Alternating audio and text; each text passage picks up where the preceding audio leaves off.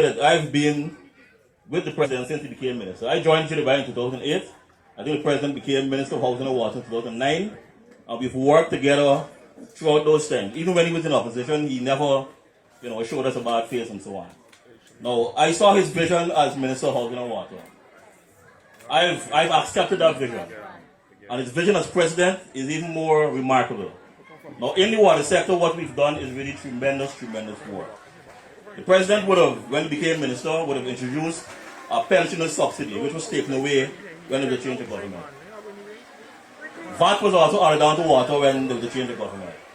One of the first calls we got when the new government was formed in 2020 was to immediately remove VAT from water. And Minister Magisha made a good example of 94%, looking at the 100 and so on. What VAT did to your water bill, and we receive complaints every day about your high water bills. What VAT did to your water bill is add $16 on every 100. Right? So we remove that immediately. $16 on every 100. Every $100 we have to add $16 as tax. The second thing, we introduce a pensioner subsidy. So pensioners pay less for water. Even more importantly, what the president did is he himself, through his government, pays that subsidized price on your behalf.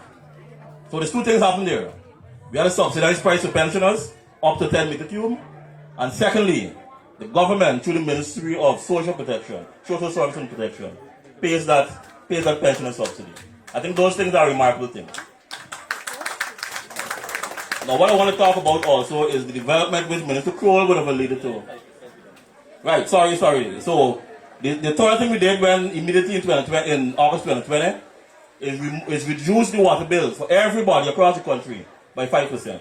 So again, using Minister Malik's example, for every $100 they get $5 back, right? And that is still in place.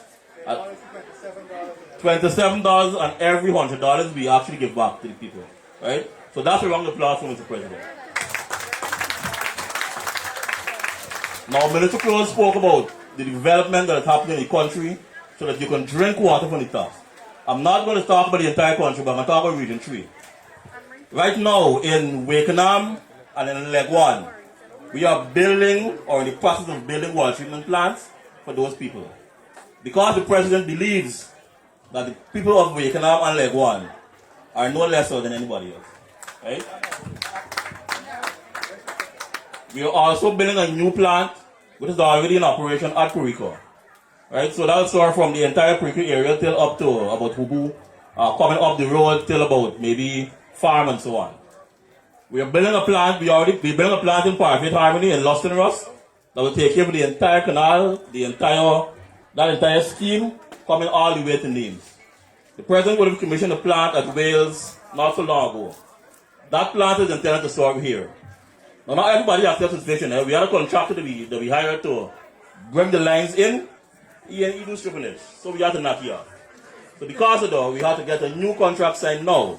And in 2 weeks, that guy is going to be mobilizing right here, starting from around Good Intent, to bring those lines into this community so that you can get treated water, clean water, no iron.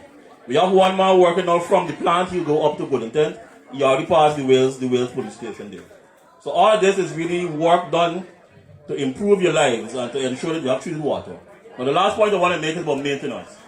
The company, like GPL, was starved for spares and so on prior.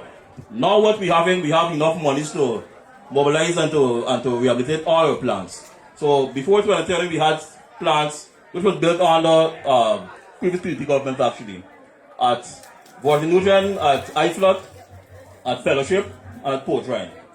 We are now rehabilitating all of those plants, right? Improving their capacities so that very soon, I'm hoping by the end of July, from Puriko straight up to Wales, including all the canals, you'll be able to drink water from the tap.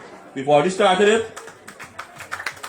At Wales, what we've done also, while that transmission is still ongoing, we've actually moved Wales water till up to Lagrange right now. So right now the people of Lagrange are getting water from Wales plant, clean, no iron. So I want to take this opportunity, sir, to thank you for your leadership.